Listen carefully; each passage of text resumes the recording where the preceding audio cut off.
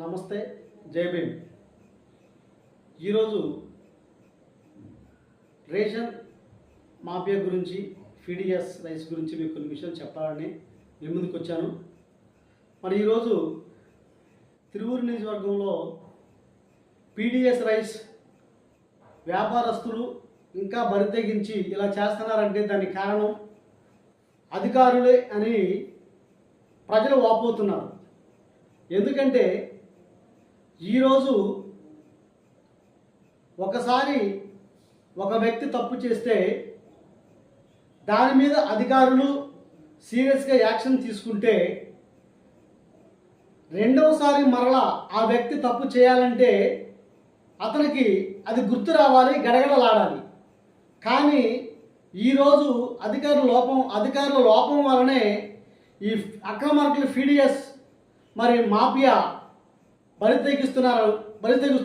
ఎందుకంటే నాలాంటి జర్నలిస్టులు, సామాజికర్తలు, ప్రజల సహకారంతో ప్రాణాలకు తెగించి ఈరోజు రాత్రి మూడు నిద్ర లేకుండా ఈ ఫీడిఎస్ రైస్ మాఫియాను మరి ఇది చేయాలని చెప్పేసి రాత్రి పగుళ్ళు కష్టపడి నిద్ర ఆగారంలో మానుకొని ప్రాణాలకు తెగించి వారిని పట్టిస్తున్న సందర్భంలో అధికారులు ముక్కు తుడుపుగా కేసులు బనాయించి వదిలేస్తున్నారు. నేను కొన్ని సందర్భాల్లో కలెక్టర్ వారికి కూడా చెప్పి ఉన్నాను, అయ్యా మీరు పీడిఎస్ రైస్ మాఫియాపై పీడీ యాక్ట్ ఓపెన్ చేయగలరా? ఎందుకంటే మేము ఆహార కృషి చేస్తూ మేము పట్టిస్తున్నాము, మీలో ఉన్న అధికారులే మరలా వాళ్ళతో కొమ్మెక్కైపోయి మరి వాళ్ళ పేర్లు లేకుండా చేస్తున్నారు.